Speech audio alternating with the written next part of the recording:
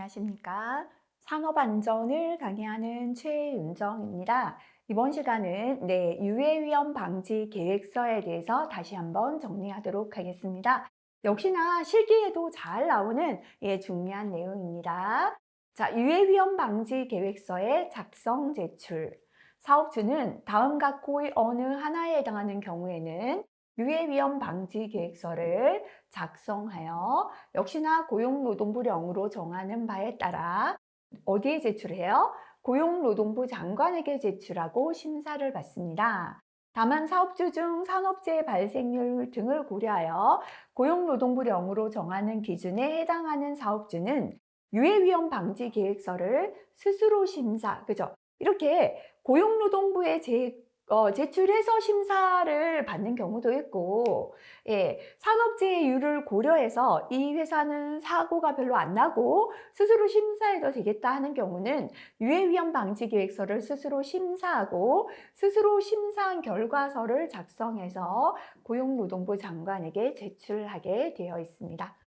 자, 대통령령으로 정하는 사업의 종류 및 규모에 해당하는 사업으로서 해당 제품의 생산 공정과 직접적으로 관련된 건설물, 기계기구, 설비 등 일체를 처음에 설치하거나 다른 장소로 이전하거나 역시나 주요 구조 부분을 변경할 때 하고요. 유해하거나 위험한 작업 또는 장소에서 사용하거나 건강장애를 방지하기 위하여 사용하는 기계기구나 설비로서 대통령령으로 정하는 기계기구 설비를 역시나 법에서 정하는 기계기구 설비를 설치 이전 주요 구조 부분을 변경할 때도 하고 대통령령으로 정하는 크기 높이에 해당하는 건설공사를 착공할 때도 하게 되어 있죠. 이렇게 이제 각각 세 가지 경우에 하나요. 유해위험 방지 계획서를 작성해서 제출하게 되어 있습니다. 자, 대통령령으로 정하는 크기 높이에 해당하는 건설공사를 착공하려는 사업주는 유해위험 방지 계획서를 작성할 때 건설안전 분야 자격증 등 고용노동부령으로 정하는 자격을 갖춘 자의 의견을 들어야 합니다. 그죠? 자, 그래서 건설공사에서 유해위험 방지 계획서 작성할 때 자격을 갖춘 자. 그래서 건설공사의 유해위험 방지 계획서는 아무나 작성할 수 없어요. 그죠? 요 사람들이 해야 된다라는 거죠. 건설안전 분야 산업안전 지도사입니다. 건설안전기술사 또는 토목이나 건축 분야 기술사, 토목하고 건축 분야 기술사 됩니다. 건설안전 산업기사 이상으로서 건설안전 관련 실무 경력이 산업기사는 7년, 기사는 5년 이상인 사람이 유해위험 방지 계획서 작성 자격을 갖추게 됩니다. 자, 그래서 이거는 뭐 공부하고는 조금 다른 이야기지만요. 산업안전을 따고 난 뒤에 제가 건설안전을 연이어 따십시오 이렇게 설명드리면 질문들을 이렇게 하십니다.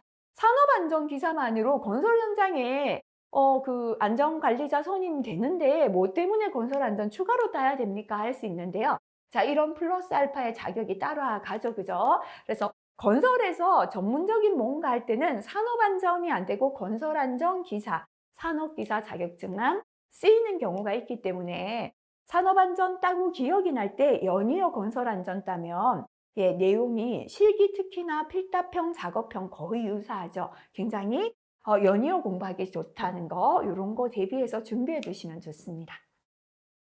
사업주가 공정안전보고서를 고용노동부 장관에게 제출한 경우에는 그 유해위험 설비에 대해서는 유해위험 방지 계획서를 제출한 것으로 본다. 자, 그래서 우리가 앞에서 공부할 때요. 유해위험 설비 중에 공정안전보고서 제출 대상이 있었죠. 요거를 제출했을 때는 중복 제출 안 하고 유해위험 방지 계획서를 제출한 것으로 본다는 것입니다. 공단은 유해위험 방지 계획서나 그 첨부 서류를 접수한 경우에는 접수일로부터 15일 이내에 심사해서 사업주에게 결과를 알려줍니다. 자, 그래서 유해위험 방지 계획서 심사 결과의 구분입니다. 그죠? 우리가 앞에서 공정안전보고서 심사도요. 적정, 조건부 적정, 부적정 동일했다. 그죠?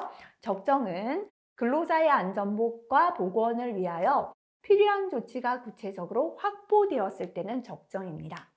조건부 적정은 근로자의 안전과 보건을 확보하기 위하여 일부 개선이 필요하다고 인정될 때 조건부 적정입니다.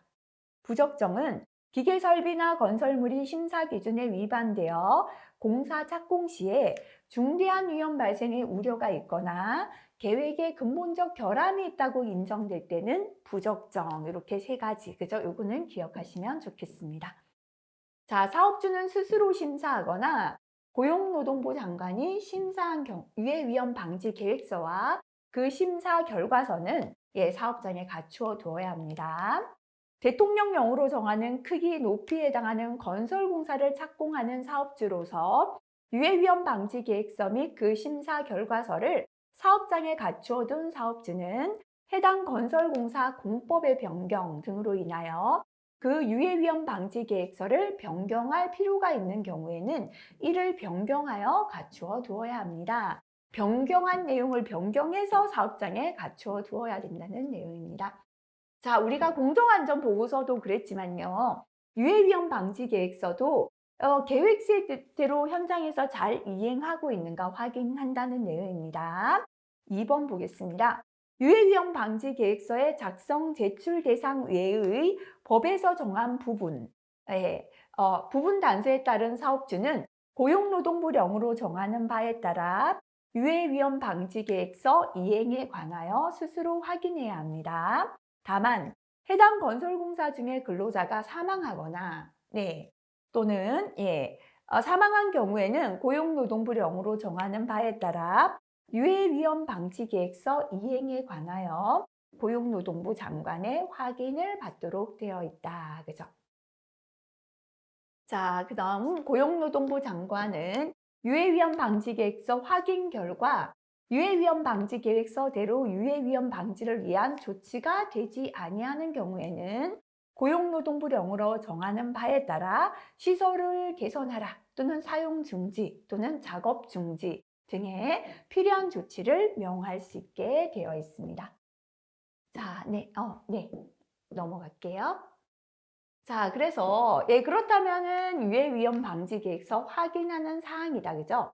기계기구나 설비에 대한 유해 위험 방지 계획서를 제출한 사업주는 건설물 기계기구 및 설비의 시운전 단계에서 건설공사에 따른 사업주는 건설공사 중 얼마 기계기구나 설비의 시운전 단계에서 하고 건설공사일 때는 건설공사 중에 6개월 이내마다 다음 각호 공단의 확인을 받는다. 그죠? 확인 내용 되겠습니다. 유해 위험 방지 계획서 내용과 실제 공사 내용이 부합하는지 확인합니다. 유해 위험 방지 계획서 변경 내용이 적정한가 확인합니다. 추가적인 유해 위험 요인이 존재하지 않는가 확인합니다. 이렇게 세 가지에 대해서 건설물이나 기계기구 설비에 대해서는 시운전 단계에서 확인하고 건설공사는 6개월 이내마다 공단의 확인을 받는다라는 거 기억하시면 되겠습니다.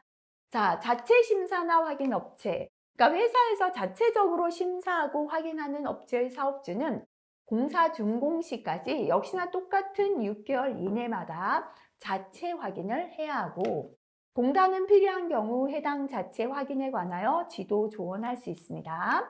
다만 그 공사 중에 사망재가 발생했을 때는 공단의 확인을 받도록 되어 있습니다. 앞에서 자체 심사하지만 사망 생기면 공단이 심사하죠. 확인도 마찬가지다라는 게 되겠습니다. 자, 제일 중요한 거는 작성 대상이 되겠다. 그죠? 자, 대통령령으로 정하는 업종이나 규모에 해당하는 사업이란 다음 각호의 어느 하나에 해당하는 사업으로서 전기 사용 설비의 전격 용량의 합이 얼마 300kW 이상인 사업을 말한다. 요거는 기억하시면 좋겠습니다. 자, 유해 위험 방지 계획서 작성 대상 제조업을 먼저 보겠습니다.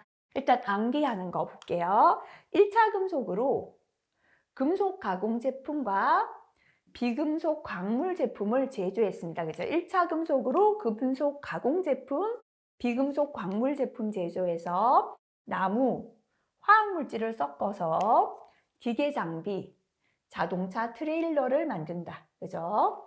자, 그 다음에 고무풀로 기타 식료품을 만들었어요. 1차 금속으로 금속 가공 제품, 비금속 광물 제품을 제조했고 여기에 나무와 화학물질을 섞어서 기계 장비나 자동차 트레일러 만들고 고무풀로 기타 식료품을 만들었더니 도대체가 전부 유해 위험하다. 그죠? 유해 위험은 유해 위험 방지 계획서입니다. 자, 그래서 1차 금속으로 할 때 1차 금속 제조업.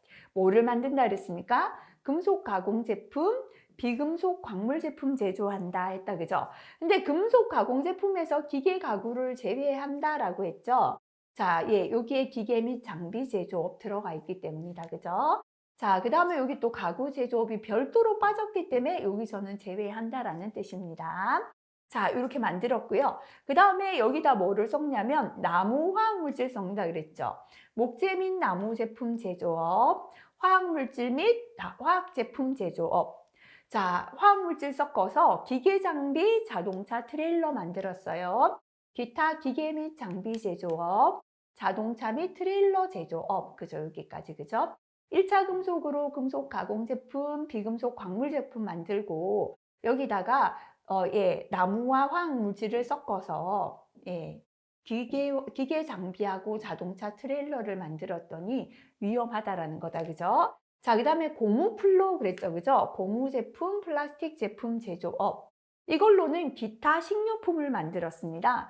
기타 제품 제조업, 식료품 제조업. 그랬더니 전부 그랬죠. 그죠? 전자부품 제조업. 예. 도대체가 그랬죠. 그죠? 도대체는 반도체, 가는 가구 제조업, 전부 할 때 전자부품 제조업, 유해 위험하다, 유해 위험 방지 계획서 작성 대상이다. 그죠? 그래서 이거 꼭 암기하고 지나가시면 좋겠습니다. 자, 이번에는 유해 위험 방지 계획서 작성 대상 기계, 기구, 설비가 되겠습니다. 금속이나 그 밖에 광물의 용해로, 금속이나 광물을 녹이는 용해로, 그죠? 얼마나 뜨거워요. 그러니까 작성 대상됩니다. 화학설비, 건조설비, 가스집합 용접장치, 이것들이 전부 다 화재, 폭발을 일으키잖아요. 그죠? 화학설비, 건조설비, 가스집합 용접장치. 그 다음에 근로자 건강에 상당한 장애를 일으킬 우려가 있는 물질 넣어서 고용노동부령으로 정하는 물질의 밀폐 환기 배기를 위한 설비. 이런 거는 뭐 시험에 실기에는 요거 위주로 적으시면 되겠습니다. 자, 그 다음에 유해위험 방지 계획서 작성 대상 건설공사 보겠습니다.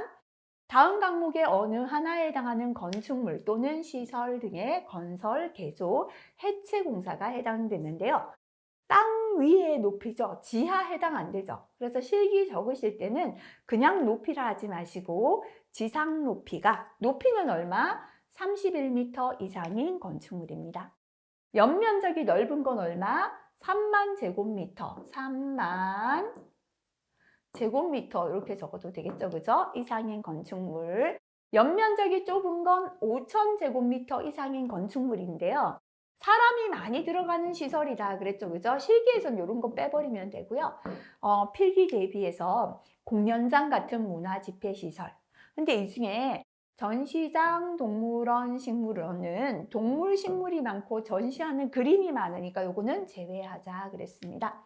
판매시설, 운수시설, 백화점에 좁아도 사람 정말 많잖아요. 운수시설에 버스 한 대만 몇십 명 타죠. 하지만 고속철도의 역사나 집배송시설, 집배송시설은 뭐 우편이나 이런 택배 물품만 많고요. 역사는 좀 한적하죠. 그래서 요거는 제외합니다. 종교시설, 예배 드릴 때 보면 사람이 굉장히 많잖아요. 의료시설 중에 예, 종합병원, 그죠? 입원 환자 있으니까요. 숙박시설 중에 관광 숙박시설, 그죠? 우리 호텔 같은 데도 사람 빽빽하죠. 지하도 장갑, 냉동, 냉장, 창고 시설까지가 면적이 좁아도 들어가는 것이다. 그죠? 사람 많은 시설 이렇게 기억하시고요. 냉동, 냉장, 창고는 밑에 것 때문이다 그랬다. 그죠? 자, 연면적이 좁은 거 기준 그랬죠. 연면적 5,000제곱미터 이상의 자, 냉동, 냉장, 창고 시설의 냉동, 냉장, 창고에 프레온 가스를 주입하던데요. 그 주변에서 가스 용접을 한다면 불이 붙죠. 그래서 용접이 많은 설비 공사, 이거는 용접이 많고요. 자, 용접 불꽃이 튀면 불이 잘 붙는 단열공사, 단열재, 스티로폴 이런 것들 굉장히 화재 위험이 높아요. 그죠? 그래서 면적이 좁은 거 기준 연면적 5,000제곱미터 이상의 냉동 냉장 창고 시설의 설비 공사 및 단열 공사 이런 것도 실기는 기니까 빼면 되겠죠. 그죠? 자, 그다음에 달인데요. 최대 지간 길이라고 한다 그랬죠. 기둥과 기둥을 떠받치는 지간입니다. 이 길이가 50m 이상 되는 교량 건설, 터널 다 들어갑니다. 터널 건설 공사, 다목적 댐 들어가고요. 발전용 댐 들어가고요. 물을 저장하는 저수 용량이 2천만 톤입니다. 2,000톤 아니죠, 그죠? 이거 시험에 이렇게 나오면 틀렸습니다. 이상의 용수 전용 댐, 지방 상수도 전용 댐 등의 건설 공사. 역시나 기니까요. 실기선은 적지 마시고 필기 대비해서 숫자 위주 기억하시면 됩니다. 깊이 10m 이상의 땅을 파는 굴착 공사 들어갑니다. 그래서 핵심 단어 다시 외워보면 높이는 지상 높이 31m 이상, 연면적이 넓은 건 3만 제곱미터 이상, 연면적이 좁은 건 사람 많은 시설인데요. 연면적 5,000제곱미터 이상이고요. 연면적 5,000제곱미터 이상인 냉동 냉장 창고 시설 들어갑니다. 최대 지간 길이는 50m 이상 되는 교량 들어갑니다. 터널 건설 공사 들어가고요. 저수 용량 2천만 톤 이상 되는 댐 건설 공사 들어가고 깊이 10m 이상 되는 굴착 공사까지 해당되겠습니다. 자, 이제 마지막 제출 서류 확인하겠습니다.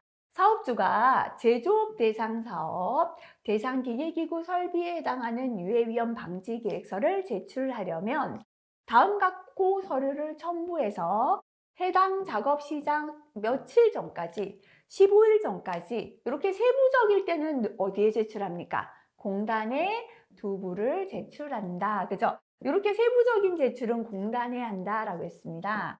자, 그러면 제조업이나 대상 기계기구 설비의 제출 서류를 보겠습니다. 건축물 각 층의 평면도, 기계 설비의 개요를 나타내는 서류, 기계 설비 배치 도면, 원재료 제품의 취급, 제조 등의 작업 방법의 개요. 그 밖에 고용노동부 장관이 정하는 도면이나 서류 들어갑니다.